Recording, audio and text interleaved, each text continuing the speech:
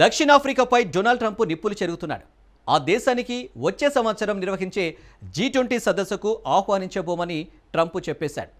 శ్వేత జాతీయుల మారణ హోమాన్ని దక్షిణాఫ్రికా ఆపే వరకు ఊరుకునేది లేదని ట్రంప్ హెచ్చరిస్తున్నాడు. నిజానికి ఇటీవల జరిగిన G20 శిఖరాగ్ర సదస్సులో బాధ్యతలను అమెరికాకు దక్షిణాఫ్రికా అధ్యక్షుడు అందించలేదు. దీంతో రెండు దేశాల మధ్య ఉద్రిక్తతలు నెలకొన్నాయి. అధ్యక్షుడు క్యాబినెట్ మంత్రి వస్తేనే బాధ్యతలు అప్పగిస్తామని దక్షిణాఫ్రికా వాదిస్తుంది. దీంతో దక్షిణాఫ్రికాపై ట్రంప్ ఆగ్రహం వ్యక్తం చేశారు. వచ్చే ఏడాది మీ సంగతి చూస్తామంటూ ట్రంప్ వార్నింగ్స్ ఇస్తున్నాడు. అమెరికా దక్షిణాఫ్రికా మధ్య వివాదం ఏమిటి? ఎందుకు రామోపోసా ప్రభుత్వాన్ని ట్రంప్ టార్గెట్ చేస్తున్నాడు? G20లో అసలేం జరిగింది? Watch this report. సౌత్ ఆఫ్రికాతో ట్రంప్ వైరానికి కారణం ఏంటి? G20 నుంచి దక్షిణాఫ్రికాను ట్రంప్ తొలగిస్తాడా? సౌత్ ఆఫ్రికాలో తెల్ల జాతీయుల వివాదం ఏంటి? G20 శిఖరాగ్ర సదస్సులో ఏటా ఓ చిన్న ఆచారాన్ని పాటిస్తారు. ఆతిథ్య దేశం సమావేశం ముగింపు సందర్భంగా ఓ చిన్న చెక్క దండాన్ని ఎత్తి చూపుతుంది. తదుపరి G20 ఆతిథ్య దేశానికి ఆ దండాన్ని అప్పగిస్తుంది. అంటే G20 బాధ్యతల్ని మరో సభ్య దేశానికి అప్పగిస్తుంది. అయితే ఈసారి అలా జరగలేదు. ఇది పెద్ద దౌత్య వివాదానికి తెరతీస్తోంది. తాజాగా అమెరికా దక్షిణాఫ్రికా మధ్య G20 వివాదం ముదురుతోంది. అసలు ఈ వివాదం ఎలా మొదలైందో చూద్దాం. ఈ ఏడాది G20 శిఖరాగ్ర సదస్సుకు దక్షిణాఫ్రికా ఆతిథ్యమిచ్చింది. నిజానికి ఇది సౌత్ ఆఫ్రికాకు గొప్ప ఛాన్స్ అని చెప్పాలి. ఒక ఆఫ్రికన్ దేశం భారీ సదస్సుకు ఆతిథ్యమివ్వడం ఇది తొలిసారి. అయితే దక్షిణాఫ్రికా మధుర క్షణాలను డొనాల్డ్ ట్రంప్ పాడు చేశాడు. దక్షిణాఫ్రికా ఆతిథ్యమిచ్చిన సమిట్ను అమెరికా అధ్యక్షుడు బహిష్కరించాడు. అతడు ఈ సదస్సుకు గైర్హాజరయ్యాడు. ఆఖరికి సీనియర్ ప్రతినిధిని కూడా పంపలేదు. ట్రంప్ గైర్హాజరు ప్రిటోరియాపై ఎలాంటి ప్రభావం చూపిందో ఇట్టే ఊహించొచ్చు. ఇక్కడ దారుణమైన విషయం ఏంటంటే G20 శిఖరాగ్ర సదస్సుకు తదుపరి ఆతిథ్యమిచ్చే దేశం అమెరికా కావడమే. వచ్చే ఏడాది G20 సదస్సుకు మయామిలో అమెరికా ఆతిథ్యం ఇవ్వనుంది. అది కూడా ట్రంప్కి చెందిన ట్రంప్ నేషనల్ డోరల్ రిసార్టులో ఈ సదస్సు జరగనుంది. సో ఆచారం ప్రకారం దండాన్ని అమెరికాకు తదుపరి అప్పగించాలి.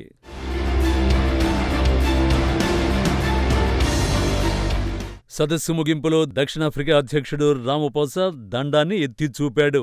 కానీ అమెరికాకు మాత్రం దాన్ని అప్పగించలేదు.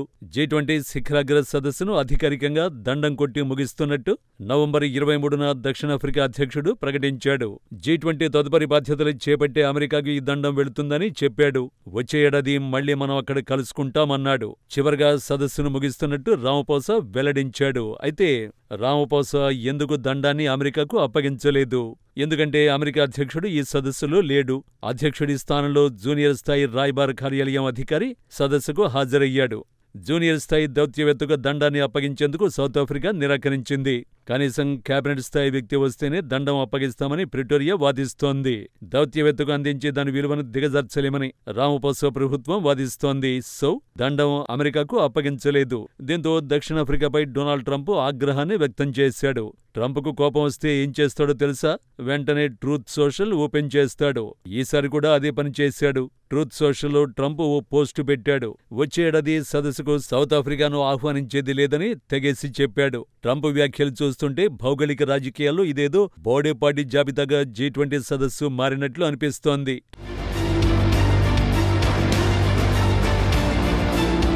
ట్రంప్ తన పోస్టులో ఏం చెప్పాడో చూడండి. సౌత్ ఆఫ్రికాలో నిర్వహించిన G20 సదస్సుకు అమెరికా హాజరు కాలేదని ట్రంప్ చెప్పుకొచ్చాడు. ట్రంప్ ఎందుకు వెళ్లలేదో కూడా వివరించాడు. శ్వేతజాతి ఆఫ్రికన్లు ఎదుర్కొంటున్న భయంకరమైన మానవ హక్కుల ఉల్లంఘనలు గుర్తించడానికి, సమస్యను పరిష్కరించడానికి సౌత్ ఆఫ్రికా ప్రభుత్వం నిరాకరిస్తోందని ట్రంప్ ఆరోపించాడు. అందుకే తన ఆదేశాల మేరకు G20 సదస్సుకు వచ్చే ఏడాది ఆ దేశాన్ని ఆహ్వానించడం లేదని చెప్పాడు. ట్రంప్ నిప్పులు చెరుగుతుంటే రామోపోసా మాత్రం కూల్గా స్పందించాడు. ట్రంప్ ప్రకటన విచారకరమైనదిగా దక్షిణాఫ్రికా అధ్యక్షుడు పేర్కొన్నాడు. అక్కడితో రామోపోసా వదిలేశాడు. దాన్ని తీవ్రతరం చేయాలని ఆయన కోరుకోలేదు. అయితే ఇక్కడే ఓ సందేహం వ్యక్తమవుతోంది. నిజంగానే G20 నుంచి దక్షిణాఫ్రికాను ట్రంప్ బహిష్కరిస్తాడా? సింపుల్ గా చెప్పాలంటే నో. కానీ సౌత్ ఆఫ్రికాను ట్రంప్ అవమానించేందుకు అవకాశం ఉంది. G20 గ్రూపును చూస్తే అది ఏకాభిప్రాయంతో పనిచేస్తుంది. ఒక దేశం సభ్యత్వాన్ని రద్దు చేసే అధికారం గ్రూపులో ఏ దేశానికి లేదు. సో దక్షిణాఫ్రికా సభ్యత్వాన్ని ట్రంప్ ఏకపక్షంగా రద్దు చేయడం ఆ అస్సలు కుదరదు. అయితే ఇక్కడ ట్రంప్ ఏం చేయగలడంటే G20 సదస్సుకు హాజరయ్యే దక్షిణాఫ్రికా ప్రతినిధి బృందం వీసాలను ట్రంప్ బ్లాక్ చేయొచ్చు. ఎందుకంటే ఆతిథ్యమిచ్చే సభ్యదేశం తమ దేశంలోకి ఎవరు రావాలి, ఎవరు రాకూడదు అన్నది నిర్ణయిస్తుంది.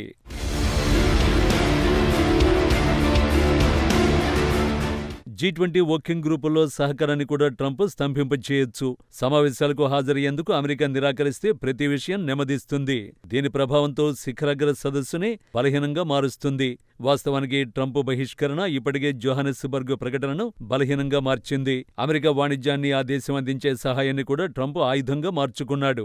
ఇప్పటికే దక్షిణాఫ్రికాకు అందించే సాయాన్ని అమెరికా అధ్యక్షుడు నిలిపేశాడు. ఇప్పుడు ఆంక్షలను మరింత కఠినతరం చేయొచ్చు. సో దక్షిణాఫ్రికా సభ్యత్వాన్ని ట్రంప్ రద్దు చేయడం కుదరకపోవచ్చు. కానీ సభ్యత్వం తొలగించకుండా, సభలకు రానివ్వకుండా అడ్డుకోవచ్చు. అసలు ట్రంప్ ఇలా చేస్తే G20పై ఎలాంటి ప్రభావం చూపుతుంది? ట్రంప్ ఎందుకు దక్షిణాఫ్రికాను టార్గెట్ చేస్తున్నాడు? ట్రంప్ శ్వేతజాతి మారణహోమం, జాతి నిర్మూలన గురించి పదే పదే విమర్శిస్తున్నాడు. ముఖ్యంగా ఆఫ్రికానర్లను దక్షిణాఫ్రికా చంపేస్తోందని ట్రంప్ ఆరోపిస్తున్నాడు. ఆఫ్రికానర్లు అంటే ఒక శ్వేతజాతీయులు. వీరు పశ్చిమ ఐరోపా జాతీయుల వారసులు. 16వ శతాబ్దంలో వారు దక్షిణాఫ్రికాకు వచ్చి స్థిరపడ్డారు. వారిలో చాలామంది సాంప్రదాయికంగా రైతులు. అందుకే వారిని బోయర్లు అని పిలిచేవారు. డచ్ భాషలో బోయర్లు అంటే రైతులని అర్థం.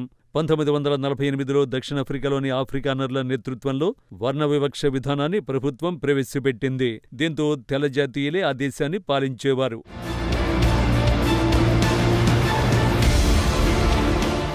రాజకీయాలు, ఆర్థిక అంశాలు మొత్తం తెల్లజాతీయుల కంట్రోల్లోనే ఉండేవి. నల్లజాతీయుల హక్కులు పూర్తిగా హరించివేయబడ్డాయి. ఈ వివాదాస్పద శ్వేతజాతీయుల పాలనపై నెల్సన్ మండేలా వంటి నాయకులు పోరాటం చేశారు.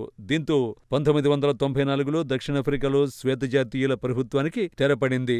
ఆ తర్వాత స్థానిక నల్లజాతి నాయకులు అధికారంలోకి వచ్చారు. ప్రస్తుతం ఆఫ్రికాలో 25 లక్షల మంది ఆఫ్రికానర్లు ఉన్నారు. మొత్తం సౌత్ ఆఫ్రికా జనాభాలో శ్వేతజాతీయులు 4% మంది ఉన్నారు. ఈ కమ్యూనిటీకి చెందిన కొందరికి గతంలో ట్రంప్ శరణార్థి హోదాను కల్పించాడు. కానీ ట్రంప్ వాదనలు మాత్రం వాస్తవాలకు భిన్నంగా ఉన్నాయి. దక్షిణాఫ్రికాలో నరమేధం జరిగినట్టు ఎలాంటి నివేదికలు లేవు. నిజానికి ప్రపంచంలోనే అత్యధికంగా హత్యలు జరిగే దేశం దక్షిణాఫ్రికానే.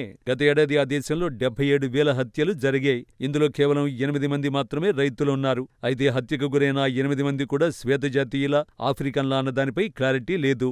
ఏది ఏమైనా 8 మంది హత్యకు గురైతే అది జాతి నిర్మూలన ఏమాత్రం అనిపించుకోదు. అయితే దీని పర్యవసానం ఏమిటి? తను అనుకున్నదే ట్రంప్ నమ్ముతాడు. అందుకే దక్షిణాఫ్రికాపై కఠినంగా వ్యవహరిస్తున్నాడు.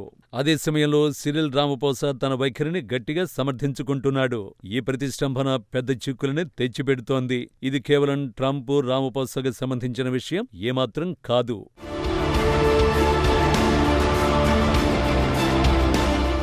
G20 ఆతిథ్య దేశం వీసాలను ఆయుధంగా ఉపయోగించుకోవచ్చు.